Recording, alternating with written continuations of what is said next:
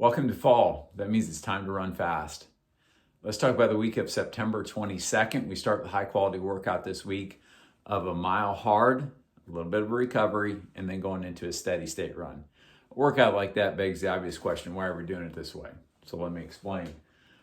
First, do a warm up for business. We want you to be warmed up like you're gonna go racing, because a mile at 90 to 95% or kind of a time trial effort, you need a great warm-up. If you don't get a good enough warm-up, you're going to go into that, overwork it the first quarter, you'll slow down the rest of the mile, you'll run overall a much slower time than you think you're capable of and that you are capable of. So don't cheat the warm-up. I know some of you are pressed for time, you're doing these workouts before work. If we have to cut somewhere else, let's cut somewhere else, but don't cut the warm-up. For most of you, that should be at least a 2, if not 3 mile warm-up. It should include some serious striders. You know, I like the 2 times minute on, minute off, and then 4 times 20/40s as part of that 2 to 3 miles. If you do that, you're ready to come out and run that mile hard.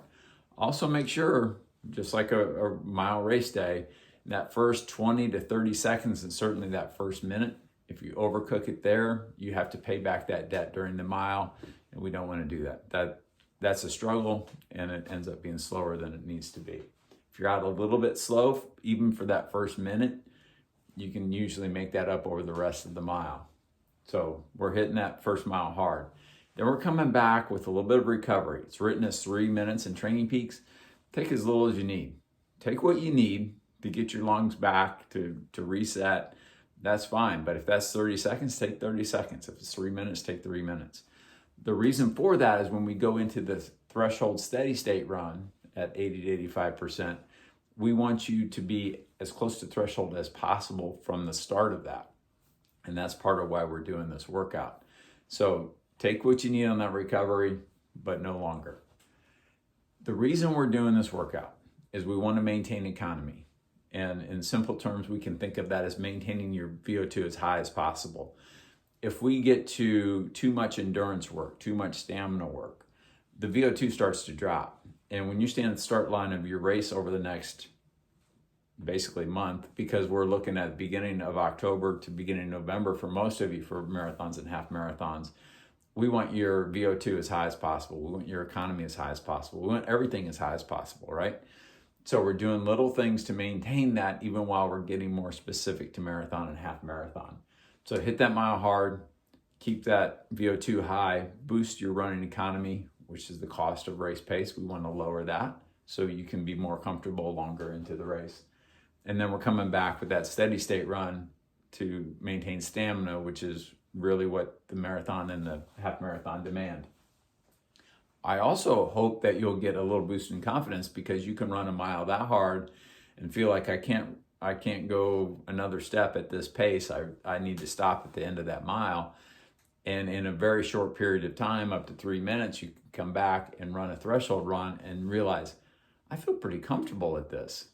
This isn't that bad, because you're already really warmed up and you're jumping ahead in it. So there is some synergistic effect with that workout, but we're if not boosting, we're maintaining economy, and we're building a little bit more stamina, hopefully along with your confidence. So it's going to give you a mental boost and physical boost as well. Moderate quality workout, aerobic intervals. The specifics are written in Training Peaks. It's 40 seconds and 80 seconds. 40 seconds at basically all out mile pace. So not all that fast, but a whole lot faster than you're doing most of your running, except for maybe up here.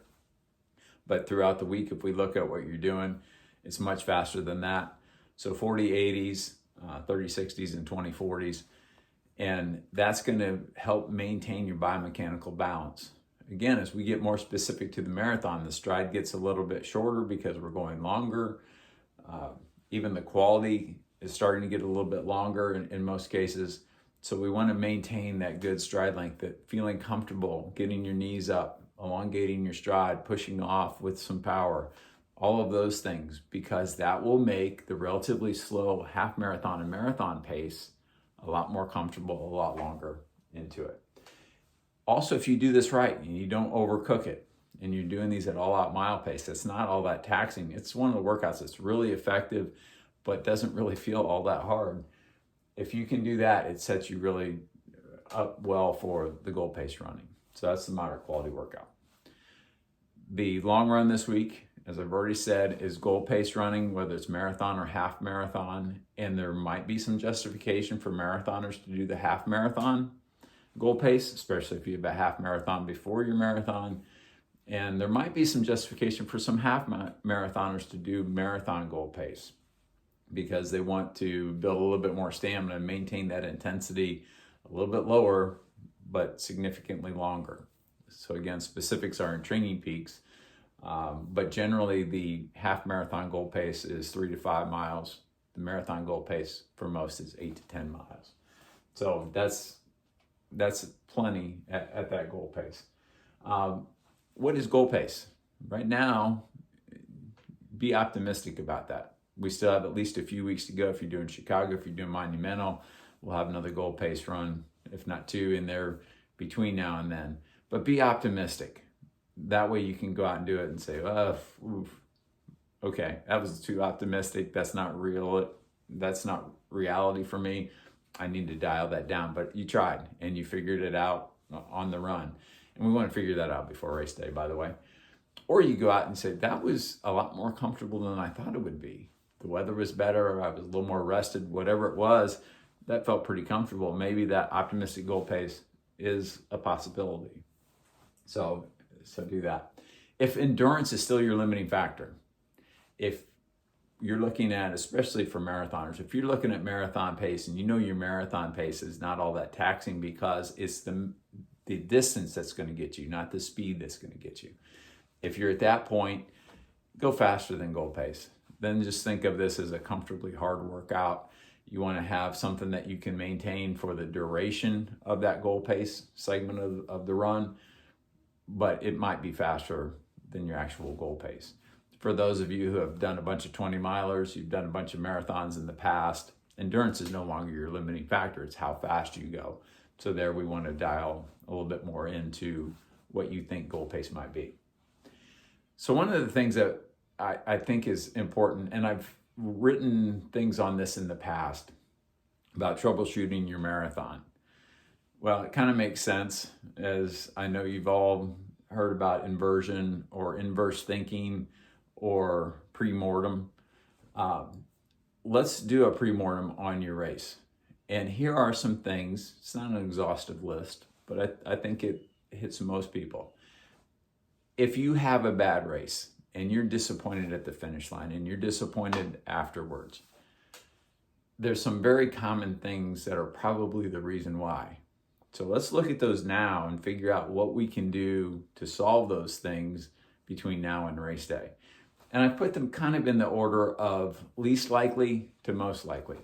Least likely is lack of training, because typically if you go into a marathon or half marathon and you haven't done the training, you know it, and your expectations have been adjusted. Also, if it's complete lack of training, you probably don't show up, or you change distances or do a different race, push your race day back to another event. So that certainly can happen, but that's the least likely of the things that will cause you to be disappointed at the finish line. Second is logistics in life. It could be work got crazy the last month and you weren't able to train, or you're just stressed out. All kinds of different things, as you know, can happen in life to derail your training. But it can also be logistics. Did you fly into a marathon the day before and your flight got delayed and you ended up getting into town at 11 p.m. the night before a marathon and you didn't really get dinner, and all of those different things? Or you're working really hard to find a parking place that morning and you're just completely stressed out, and all of those things. Usually we can plan around a lot of those. Just don't cut things short. Arrive as early as possible, whether it's race morning or if you're traveling to your race to get in town. So many of those things are controllable with good planning. Some of them are not. And we deal with the things that we can actually change, right? Next is unfounded expectations.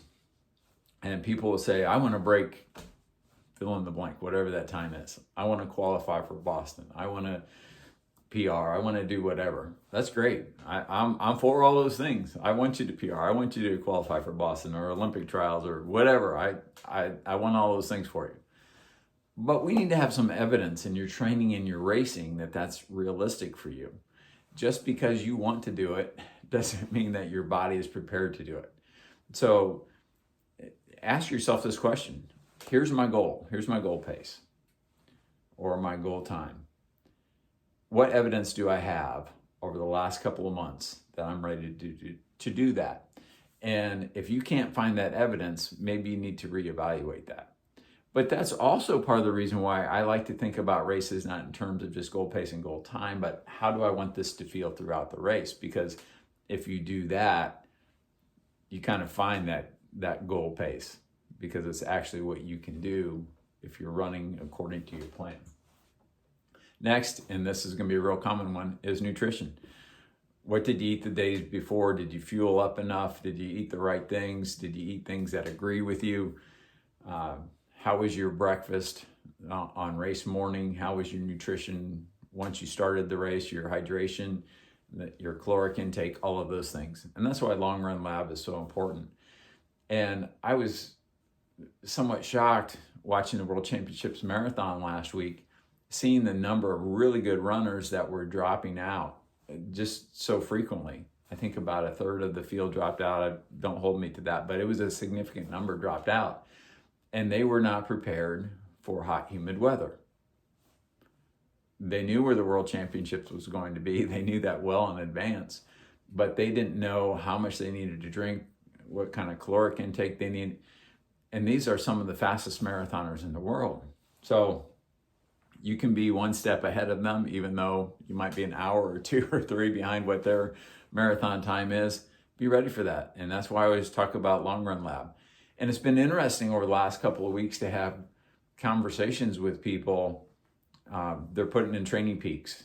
This is what I drank. This is what I ate. This is how I felt. And we can see in the numbers, they were dehydrated or they hit depletion before the end of the run. So now we have the specifics of what they did. We can adjust that.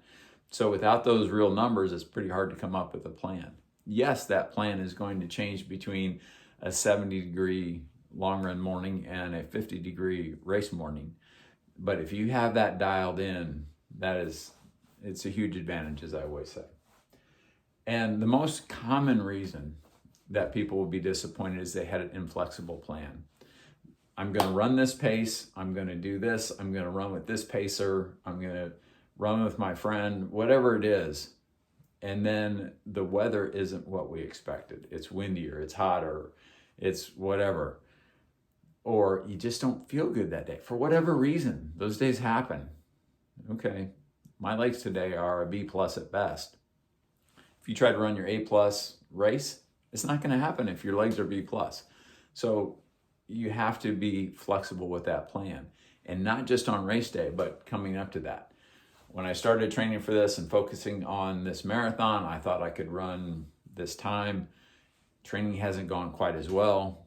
Okay, then maybe you're not going to run that time that you thought you were going to run with a great training block. This works both ways. I thought I could run this time. Training has gone so much better. I have some races that are telling me that I'm in great shape. Okay, maybe you need to be flexible and go faster than that. Be prepared to go faster than that. Don't hold back if we have evidence that you are capable of faster and you're feeling good that day.